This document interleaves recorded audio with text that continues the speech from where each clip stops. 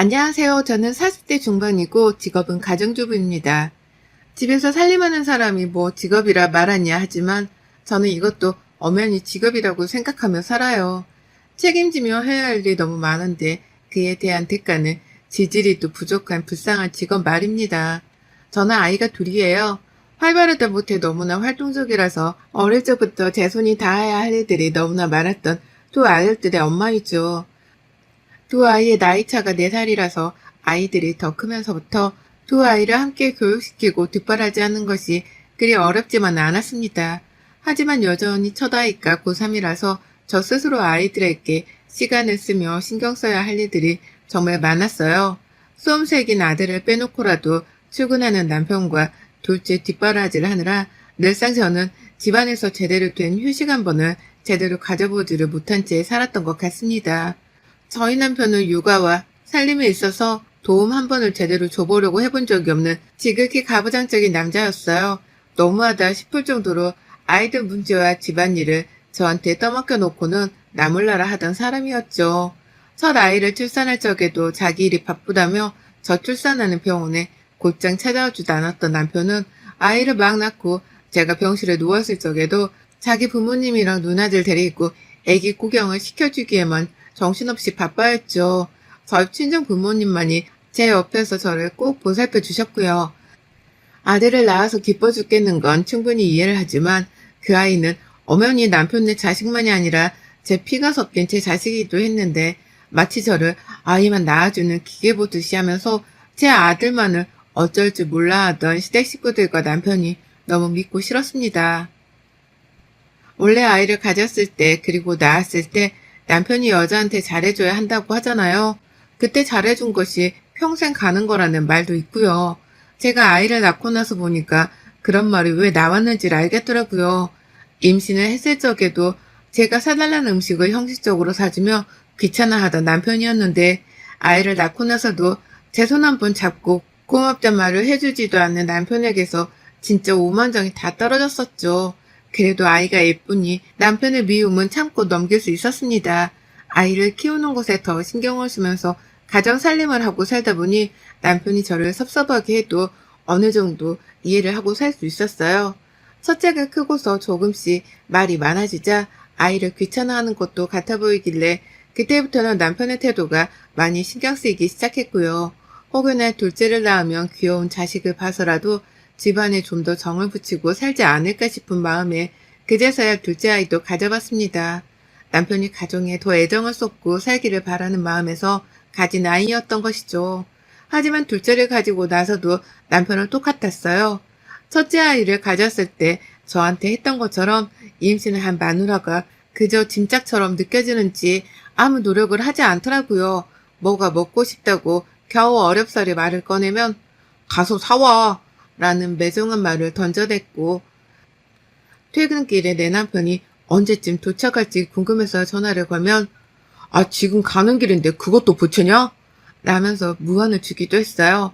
저는 그저 남편한테 따뜻한 밥 한 끼를 먹이고 싶어 퇴근 동선을 알려고 한 것밖에 없었는데 말입니다. 그쯤부터 저는 남편이 더 이상 저를 이성적으로 사랑하지 않는다는 것을 눈치챘어요. 그저 내가 자신의 아이들을 낳고 가졌으니 어쩔 수 없이 배우자로 여기면서 마지못해 살고 있는 중이라는 걸 눈치챈 것이었죠. 결혼하고 나면 절대로 나를 평생토록 사랑해줄 남자랑 꿍냥거리면서 살아보고 싶었었는데 저는 졸지에 남편 하나를 잘못 만난 바람에 둘째 아이를 가졌을 때부터 마음에 깊은 외로움을 느끼며 살았습니다. 둘째를 출산하고서는 애초에 남편이 저를 잘 케어해 줄 것이라는 기대조차 하질 않았고요. 기대를 하지 않아서 그랬는지 남편이 또다시 아이만을 보겠다면서 시댁 식구들을 데리고 아이에게만 집중을 하고 있을 때에 별다른 실망은 하지 않았어요. 그저 마음이 돌덩어리가 되어가는 듯이 단단하고 차가워지는 것을 느껴갈 뿐이었습니다.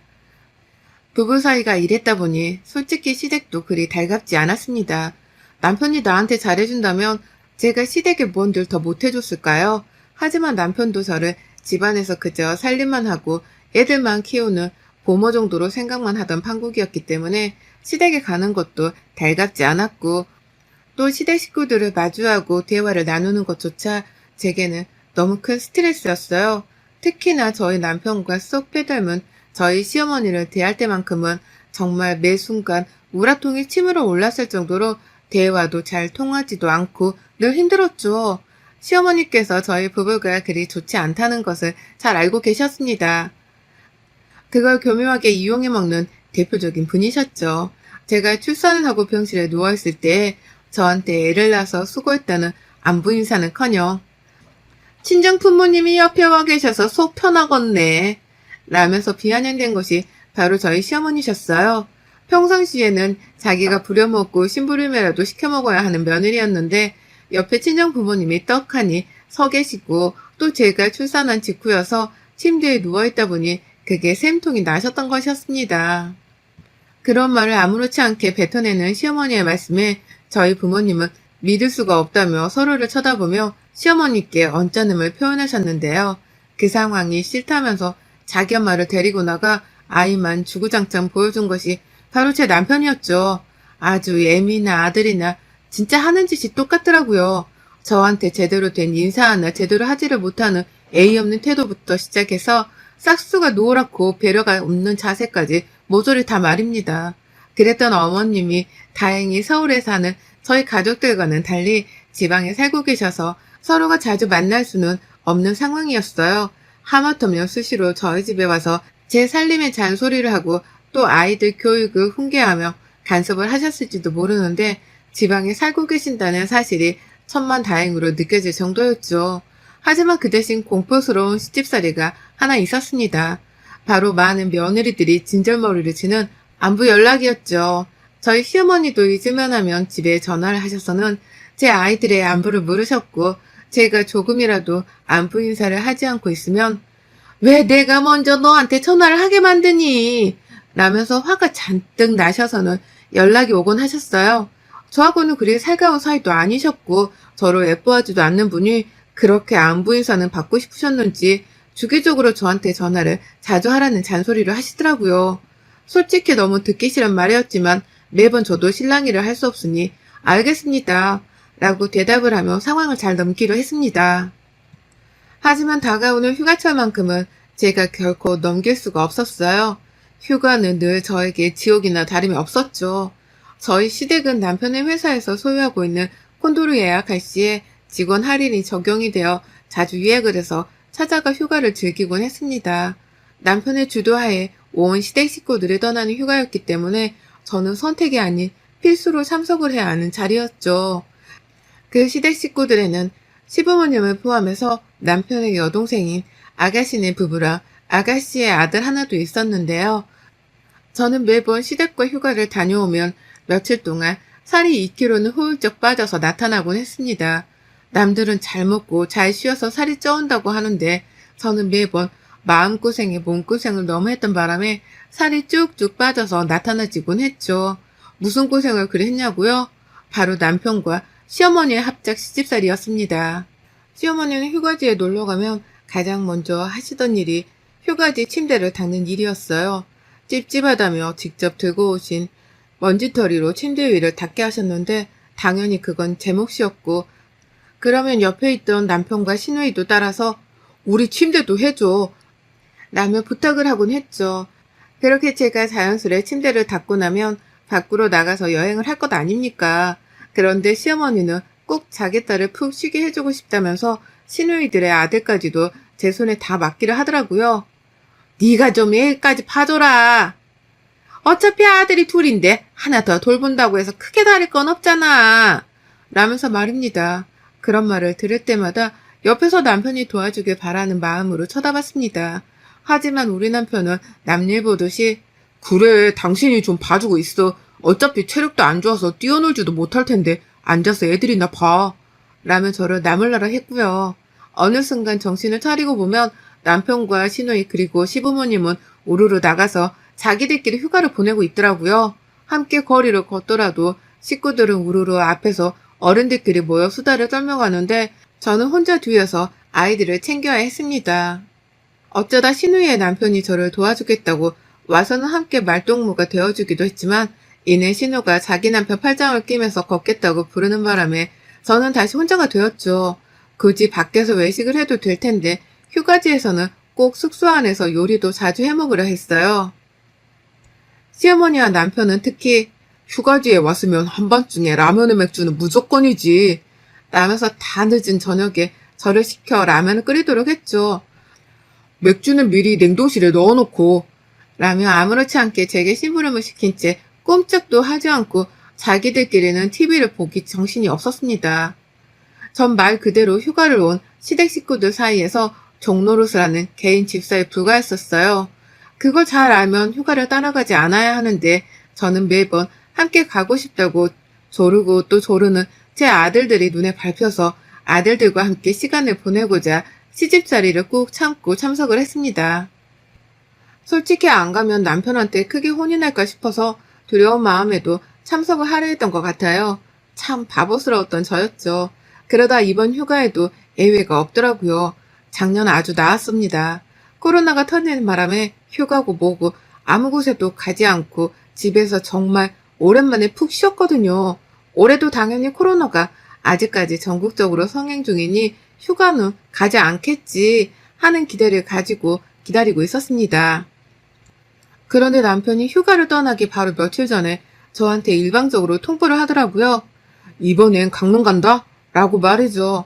왜 미리 말을 해주지 않았냐고 물어보는 제게 남편은 가정주부 주제에 네가 스케줄이 있어 뭐가 있어 그냥 간다면 가는 거지 뭔 말이 많아? 라면서 오히려 또 짜증을 부렸습니다. 아이들이 다 크고 나서는 저도 꼭 이런 하녀 같은 취급을 받더라고요. 내가 이런 대우를 받아야 하는 게 너무 억울하고 불쾌했지만 그래도 살짝은 적응이 되어버린 것이었는지 그래도 저 혼자 꾹꾹 화를 눌러 참으면서 더 큰 싸움을 만들지 않으려고 노력했습니다. 얘가 고3인데 괜히 부부싸움만 했다가는 애 정서를 더 불안정하게 만들 것만 같아서 최대한 제가 자식을 봐서라도 참아보려 했어요. 그런데 그 바로 다음날 시어머니로부터 갑자기 연락이 왔습니다. 다음날에 휴가를 떠나는 날이어서 저도 집에서 남편이 시킨 준비물을 챙기고 가방을 싸느라고 나름 분주했거든요. 갑작스런 휴가 통보에 저도 정신없이 고생을 한 마음의 준비를 미리 해야만 했고 말이죠. 게다가 고3 아들은 집에 있을 예정이어서 아이가 집에 있는 동안 제 손을 타지 않고 자기 혼자서 먹을 수 있는 음식 정도는 미리 만들어서 구비를 해놓을 생각이었습니다. 그러니 더욱 집에서도 저 혼자 정신이 하나도 없었어요. 그냥 아이를 핑계대며 휴가에 참석을 하기 싫기도 했고요. 그런데 어머님이 연락이 와서는 글쎄 휴가지에 들고 올 음식을 사오라고 주문을 넣더라고요. 저는 순간 제가 무슨 음식점 사장이라도 돼서 배달 주문을 받는 줄 알았습니다. 맥주는 당연히 사오고 그 시장 가면 파는 빈대떡 있잖아. 그것도 오늘 미리 사서 냉동실에 넣어뒀다 내일 들고 오고 또 뭐가 있더라. 요즘 서울에서 만난 게 뭐가 있니? 라면서 본인의 집에서도 충분히 구매를 해서는 차에 넣어올 수 있는 음식을 저한테 사오라고 주문을 하시더라고요. 급기야 저희 집에서 한참 거리가 있는 광장시장까지 가서는 글쎄 빈대떡을 사오라는 겁니다. 뜬금없이 오후 늦지막히 전화질을 해서는 한다는 말이 제가 아무리 집에서 살림만 하는 가정주부라 할지라도 갑작스레 휴가를 간다고 해서 저도 애 짐에 남편 짐까지 싸느라 정말 스트레스 쌓이고 정신없어 죽겠었는데 하다 자기가 먹고 싶은 것까지 책임지고 당장 사오라며 전화를 건 시어머니가 너무 야속했습니다. 작년에 한번 휴가를 가지 않고서 느꼈던 행복이 너무 컸었는지 그 행복을 또다시 놓치고 싶지 않았어요. 차라리 휴가를 안 가겠다고 말을 하려다가 괜히 시어머니 잔소리에 삐져서는 휴가를 안 따라온 며느리라는 소리를 들을까 싶어서 그 소리까지는 하지 않았고요. 그냥 단호하게 말했죠. 어머님, 저 지금 집에서 짐 싸고 있어요. 당장 해야 할 살림살이도 제대로 정리를 해놓지 못하고 휴가를 갑자기 가게 돼서 당황스러운데 지금 이 시간에 그 시장에 언제 가서 빈대떡을 사오나요? 곧 애들도 집에 올 시간인데 저는 못합니다. 맥주랑 간단한 요깃거리는 저녁에 어떻게 해서든 집 앞 슈퍼에서 사긴 해볼게요. 라면서 한사코 거절을 했어요. 칼같이 말이죠. 거짓말 없이 지금 당장 제가 너무 바쁘다는 것을 진심으로 말씀드렸고 그럼에도 맥주 등 쉽게 살 수 있는 건 꼭 사가겠다고 확신의 말씀도 드렸습니다. 이 정도 말을 했으면 어른이라면 누구든 이해를 하고 받아들일 줄 알았어요. 그런데 어머님은 아유, 됐어. 더럽고 짜증나서 안 시키고 말지. 됐어. 아무것도 사오지 마. 라고 하고서는 혼자 홧김에 씩씩대다 전화를 일방적으로 끊어버리시더라고요. 누가 보면 제가 죽을 죄를 지었다고 해도 믿을 정도로 자기가 더 화를 내고 역정을 내다가 끄는 것이었죠. 영문도 모른 채 저는 수화기 옆에서 한참을 서 있었어요. 또 전화가 올까 싶어서 기다렸고 내가 다시 어머님께 전화를 걸어야 하는 건가 싶어서 또 한참을 생각하며 기다렸습니다. 하지만 시간이 지날수록 저도 기분이 너무 더럽고 불쾌하더라고요. 더러워서 안 시킨다니 일부러 나를 골탕 먹이려고 심부름을 시키신 건가 싶어서 시어머니의 말씀이 자꾸만 머릿속을 맴돌더라고요. 결국 저는 시어머니께 다시 전화를 하지 않았고 마저 휴가를 위한 짐을 싸고 집 정리를 하다가 퇴근하고 남편과 애들 줄밥을 차려대기 시작했어요. 혼자서도 충분히 집안에서의 일상이 바빠 미쳐버릴 것 같았습니다. 하지만 그날 집에 퇴근하고 돌아온 남편과 2차 설전이 벌어졌어요. 정말 황당하게 시작된 싸움이었죠. 시어머니가 저하고 전화를 끊은 뒤 바로 남편한테 전화를 했나 보더라고요.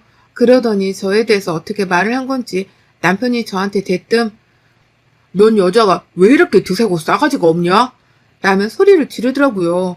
자기 주려고 밥을 하고 있는 저한테 갑자기 싸가지 없던 소리를 날린 것이었습니다. 당시 첫째는 학원에 있었고 집에는 둘째랑 제가 있었는데 애도 벙찌고 저도 벙쪄 둘 다 놀란 상태였죠. 그러더니 남편은 둘째 표정을 보고 잠시 주춤하다가 다시금 제 얼굴을 보고 외치더라고요. 그냥 휴가 한번 좀 가족들이랑 조용히 가서 놀다 오고 싶은데 그거 도와주는 게 그렇게 힘드냐? 집구석에서 맨날 쉬고 있어서 휴가가 귀한지 모르는 거지. 엄마가 그냥 좀 사달라 부탁을 했으면 사줘야 할 거 아니야. 어떻게든 노인네가 얼마나 그게 먹고 싶었으면 사달라고 며느리한테 어렵게 부탁을 하셨겠어. 그걸 왜 못 사주겠다고 신경질을 내서는 휴가 전날부터 기분을 망쳐. 당신 진짜 왜 그래? 라고 말입니다. 진짜 집구석에서 노는 가정주부라 생각하며 휴가가 귀한 줄을 모른다고 쓴소리를 하는 남편의 말을 도저히 믿을 수가 없었습니다. 저런 새끼랑 내가 살부비고 부부라고 해놓고 살았다 생각하니 소름이 돋을 지경이었어요. 걔도 모자라 시어머니는 그렇게 강압적이고 못된 말투로 저에게 빈대떡을 사달라고 일방적으로 시켜놓고는 제 남편한테는 공손하게 말을 했는데 제가 먼저 신경질을 냈다고 거짓말도 하셨더라고요. 아주 시어머니의 남편이 쌍으로 들고 일어나서는 저를 엿먹이라고 작정을 한 것이 분명히 보였습니다. 다른 사람도 아니고 내 아들이 보는 앞에서 그런 식으로 나를 욕보이는 남편에게서는 더 이상의 신뢰를 느낄 수도 없었어요. 숨이 턱 막혀왔고 나를 그냥 무지개만 보며 무시하는 남편하고는 더 이상 대화조차 나누고 싶지 않았습니다. 결국 저는 그 자리에서 아들에게 엄마 찾지 마! 라는 소리를 한 뒤 가족들을 위해 싸놨던 짐가방 하나에 지갑을 무작정 챙겨서 나왔어요. 제 옷가지 몇 개를 남편이랑 아들 옷에 그냥 일방적으로 쑤셔박아 뒀었는데요. 그냥 선택의 여지 없이 그 가방 하나를 챙겨서 나왔습니다. 졸지의 남편은 다음날 휴가를 위해서 자기 짐을 스스로 싸야만 했고 저희 아들도 마찬가지였죠.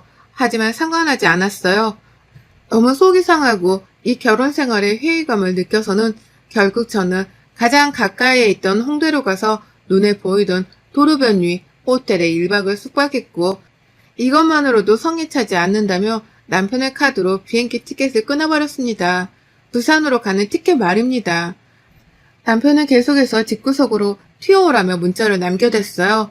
둘째 아들은 자기 형한테 이 사실을 다 말했는지 학원에 있을 저희 큰아들이 저한테 연락이 오더라고요. 그런데 저 정말 애들이고 뭐고 남편이랑 시어머니가 너무 꼴보기가 싫어서 아무의 전화도 받지를 않았습니다. 그리고는 혼자서 비행기 타고 실제로 부산까지 내려갔네요. 졸지에 강릉으로 휴가를 떠나는 시댁 식구들을 제쳐두고 저 혼자 부산으로 가서는 호화롭게 호텔 하나를 바로 예약해 요즘 유행한다는 그 호캉스를 즐겨보게 되었죠. 생전 그런 호산을 누려본 적이 없었습니다. 숙박시설이라고는 호텔이 아닌 남편 회사 콘도가 전부였고 그렇게 휴가를 떠나서도 저는 내내 시댁 식구들의 잔심부름을 하고 애들을 돌보며 고생이랑 고생을 더했죠. 그 바람에 내가 아무것도 하지 않은 채 휴식을 취해본 것이 도대체 언제인지조차 알 수를 없었는데 정말 결혼 후 처음으로 가져보는 휴식다운 휴식이었습니다. 다행히 옷다운 옷을 가져온 덕분에 혼자 속옷까지 잘 갈아입으면서 부산거리로 누볐고요. 젊은 친구들처럼 신나게 뭘 열심히 해볼 수는 없었지만 호텔 안에 아이스크림 박스 하나를 사들고 와서는 퍼먹으면서 침대에 하루 종일 누워있었습니다. 식사를 직접 차리지 않고 호텔 안에서 제공되는 음식을 먹으며 제 딴엔 너무나 대단한 호사를 누렸고요. 남편의 카드를 벅벅 긁어대면서 호텔 침대 안에서 거의 잘 나가지 않은 채 시체처럼 누워서 휴식만 취했습니다. 그렇게 3일을 혼자서 열심히 핸드폰을 꺼놓은 채 즐기다가 숨이 턱 막히는 기분을 느껴본 채로 서울에 돌아갔어요. 눈앞이 까마득했죠. 가서 뭘 어찌해야 하나 싶어서 말입니다. 남편이랑 얼마나 또 싸워야 할지 감히 가늠도 못하겠었어요. 마음이 쫄려서는 어쩔 줄을 모르는 채로 집에 들어갔는데 그런데 집에는 저희 두 아들들이 전부 다 있더라고요. 애정대로라면 둘째 아들은 강릉에 갔다가 다음 날이 되어서야 집에 왔어야 하는데 애초에 강릉에 가지를 않았나 보더라고요. 너 여기 왜 있어? 라고 물어보는 제게 둘째 아들은 품에 안겼고 첫째 아들은 엄마 잘 쉬다 왔어? 라면서 멋쩍게 웃더라고요. 아이들의 따스운 환영 인사에 괜히 마음이 울컥해지던 그 순간 밖에서 남편이 들어왔어요. 손에는 케이크 하나를 사서 말입니다. 저를 보자마자 움찔하며 말을 걸지 못하던 남편은 제 눈을 피하면서 벌써 왔네? 늦지막한 시간에 도착할 줄 알았는데 라면서 민망스레 말을 흐리며 케이크를 부엌 식탁 위에 두더라고요. 아무래도 카드를 긁은 것 때문에 제가 서울로 돌아오는 비행기 시간을 미리 알았던 것 같습니다. 아무튼지간에 갑자기 변한 남편이 이상했고 또 남편마저 휴가를 가지 않은 건가 싶어서 의아했어요. 당신 휴가 안 갔어? 라고 물어보니 남편이 그러더라고요. 응, 못 갔어. 라고 말이죠. 그리고 케이크를 자르겠다며 뜬금없이 커팅식을 하려는 남편을 뒤로 한 채 저는 둘째 아들을 통해서 정말 놀라운 얘기를 전해 들었습니다. 글쎄 제가 집을 나가고 나서 둘째가 자기 형한테 집에서 있었던 모든 일에 대해서 얘기를 했고 그러자 첫째 아이가 바로 집에 찾아와서는 지 아빠랑 한판을 떴나 보더라고요. 언제까지 엄마를 그런 식으로 모욕하고 살 거냐며 언제까지 자식들 앞에서 철부지 없는 모습을 보이고 살 거냐며 지 아빠한테 눈 하나 깜빡하지 않은 채 바득바득 대들었다고 해요. 급기야 남편이 기막혀 어쩔 줄을 몰라 하는 사이 덩치 크고 목소리 큰 우리 아들이 시어머니한테까지 전화를 해서는 엄마한테 함부로 하면 절대로 할머니 돌아가실 때까지 얼굴 안 보고 살 거라며 아주 큰 소리를 냈다고 하더라고요. 그 바람에 작은 애들도 형 따라 옆에서 나도 하며 할머니 안 보고 살겠다고 거들었고 몇 번이나 큰아이가 저를 두둔하는 화를 내고 나서야 전화 통화를 끊겼다고 합니다. 그러니까 갑자기 남편이 저에게 눈치를 보면서 케이크를 사오고 화를 안 내는 이유가 다 저희 아이들 덕분이었던 겁니다.